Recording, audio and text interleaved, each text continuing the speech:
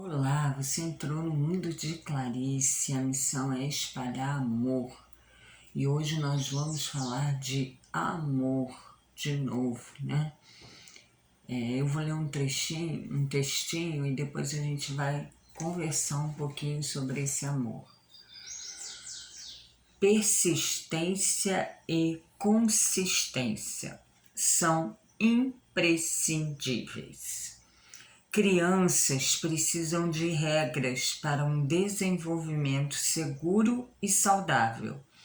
A previsibilidade que as regras trazem melhora a capacidade de cooperação e auxilia no desenvolvimento das responsabilidades. Ocorre que a maioria dos pais flexibiliza demais as regras, dando respostas confusas para os filhos. Contribuímos com os maus comportamentos e com o caos diário quando damos respostas diversas para um mesmo comportamento. Se ontem a criança não pôde comer biscoito antes do almoço, mas hoje eu permiti, passei a ideia de que não existe uma regra fixa sobre o tema e que ela deve tentar até que, entre as várias respostas possíveis, apareça a que ela deseja. Persistir nas regras que julgamos essenciais, criando a maioria delas com a criança, oferecendo sempre a mesma resposta com consistência. Demonstra que o grito, o choro e a grosseria não são formas eficazes de conseguirem o que querem. A rotina não deve ter a rigidez militar. As exceções existem e são de forma divertidas, mas devem ocupar o lugar de exceção. Excelente o texto, né? Persistência e consistência, isso está no capítulo 5, Muito Além da Obediência, do livro Educação Não Violenta, Elisama Santos. Esse livro, ele chegou na minha mão, assim, um dia eu escutei num chá de bebê. A gente estava com os amigos e tal, e uma das pessoas, ela comentou sobre comunicação não violenta. Aí eu fiquei pensando o que era aquilo. Procurei o livro, no dia eu não consegui achar. Aí esqueci e tal. Aí depois, muito tempo não, uns 6 meses depois, eu fui a uma livraria e eu perguntei se tinha aquele livro que eu estava procurando. Aí o rapaz falou assim, olha, não tenho não. A menina procurou, todo mundo e tal. Não, aí eu expliquei mais ou menos o que eu queria, né? Aí o rapaz veio com esse livro. Esse livro veio parar na minha mão desse jeito, que é exatamente a educação não violenta com os filhos, com as crianças, a forma como a gente fala. Mas o tempo todo mostra ali que a gente precisa da firmeza, a gente precisa ditar regras que vão dar os limites para essas crianças, né? Ditar não, né? No caso, elaborar regras que vão dar os limites para essa criança. Aí eu vou complementar com um texto do Evangelho que fala: não rejeiteis, portanto, o filho que no berço repele a mãe, nem aquele que vos paga com ingratidão. não foi o acaso que o fez assim, e nem a sorte o enviou para vós. Aí a gente fica pensando, né, em quando os filhos chegam para a gente, a missão dos pais, né? E às vezes vem aqueles filhos pirraça, né? Enfim, mas a gente não pode simplesmente, né, deixar que ele faça o que quer, né? Porque aí ele vai chegar nos lugares e não vai ter nenhuma regra, né? E aí ele vai achar que ele manda naquele lugar. Então isso é muito importante, né? Que a gente ensine aos nossos filhos até onde ele vai, até onde ele pode ir, que existem regras. Aqui em casa eu falei muito sobre isso desde pequena. Existem regras e as regras são para serem cumpridas, né? A gente chegava às vezes em restaurante, Maria era muito pequenininha e a maior parte das crianças da mesma idade, elas tinham um tablet, um celular na frente para distrair enquanto o pai e a mãe estavam lá, né, comendo e tal.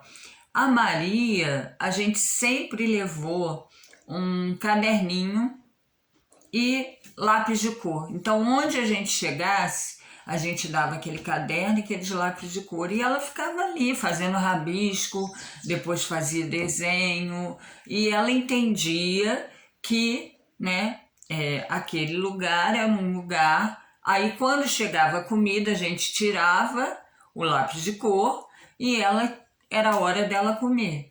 Então, assim, são coisas bobas, mas que a gente precisa colocar. A hora de comer é a hora de comer.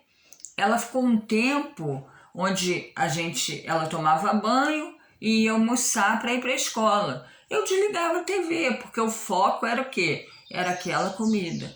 Então a gente precisa entender um pouco isso. As regras existem para serem cumpridas e para nos ajudar sempre. É isso que a gente precisa entender.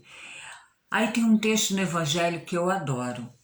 Desde o berço, a criança manifesta os instintos bons ou maus que traz da sua existência anterior. Bons ou maus que traz da sua existência anterior. É preciso aplicar-se em estudá-los. Todos os males têm origem no egoísmo e no orgulho. Desculpa, gente, é que tem uma claridade aqui e vai ficar um pouquinho assim, tá? Mas o importante é a mensagem.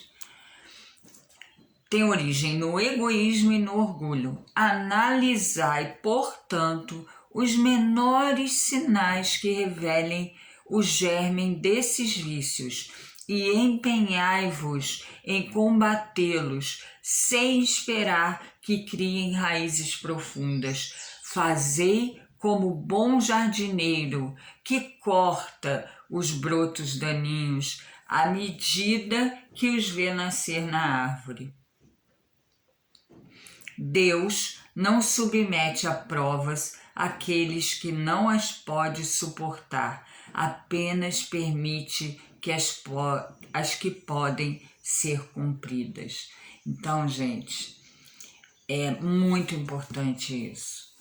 Viu aquele sinalzinho de egoísmo e orgulho? Nós, pais, temos a obrigação de cortar aquilo.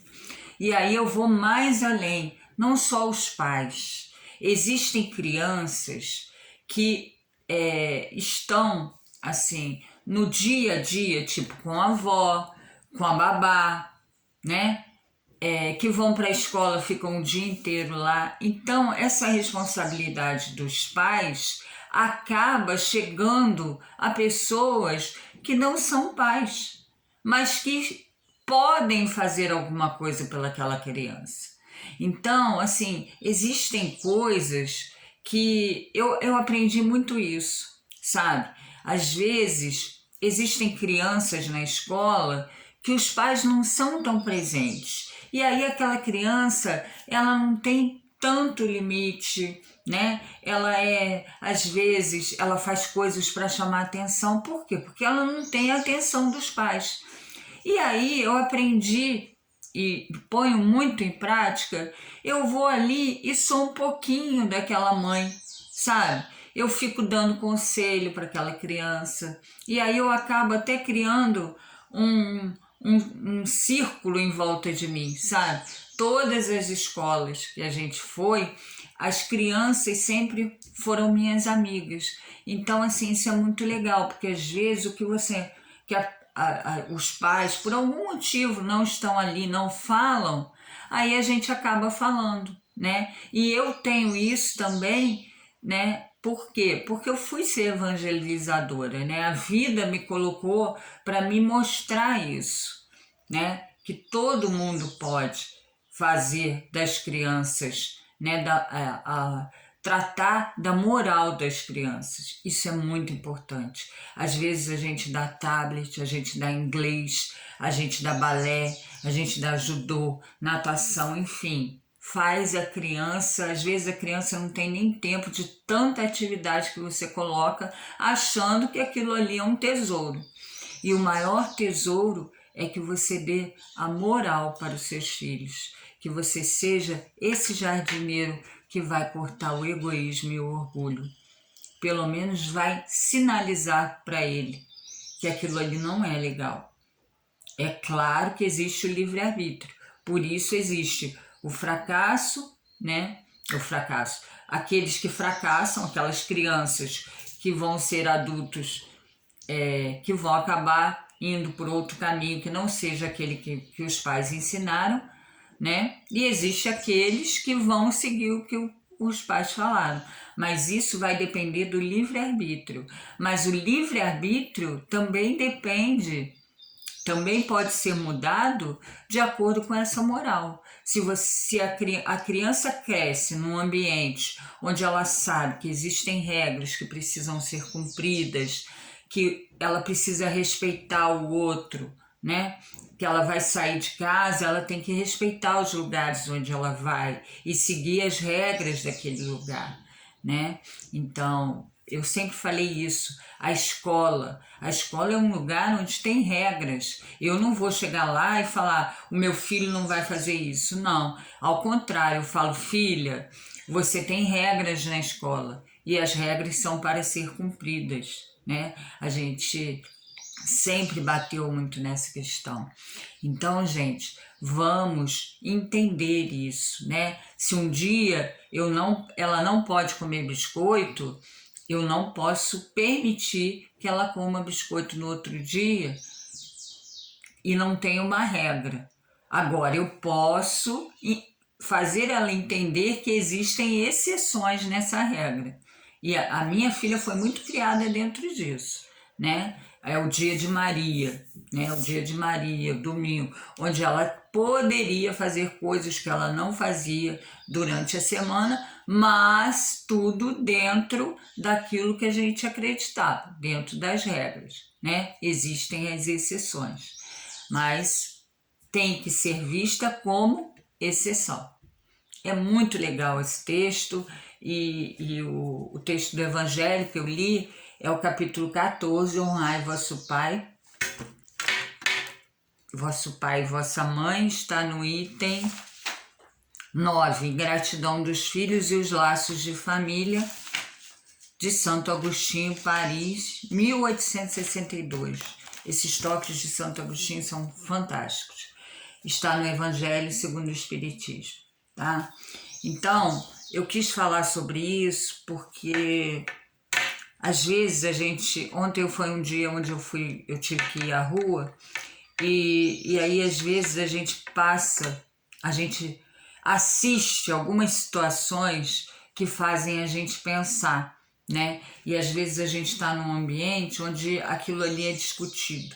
Então é muito importante que a gente entenda sobre isso, os limites, como essa criança vai crescer, né? Às vezes a gente quer abreviar, né, o nosso trabalho, o nosso esforço, e aí acaba cortando a nossa cruz, né? Então é muito importante que a gente entenda que lá na frente a gente vai precisar daquela cruz inteira, porque a gente carregou ela durante todo o caminho, que era a nossa missão.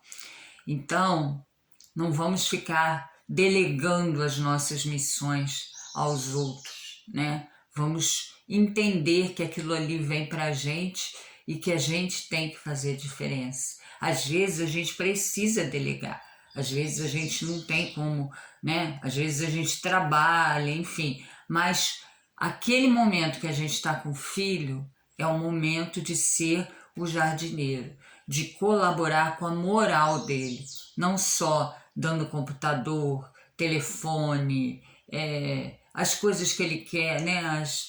As coisas do momento, mas entendendo, fazendo que ele seja uma criança que vai respeitar o outro, que vai fazer ao outro o que gostaria que fizesse a ele. E ele conseguindo entender isso, né? Ele vai ser um adulto do bem. Pensa nisso, gente. Então, a missão no mundo de Clarice hoje é a gente está sendo esse jardineiro na vida, a gente está ajudando a tirar esse egoísmo, esse orgulho do mundo. Vamos pensar nisso? Bom dia, amores. Beijos.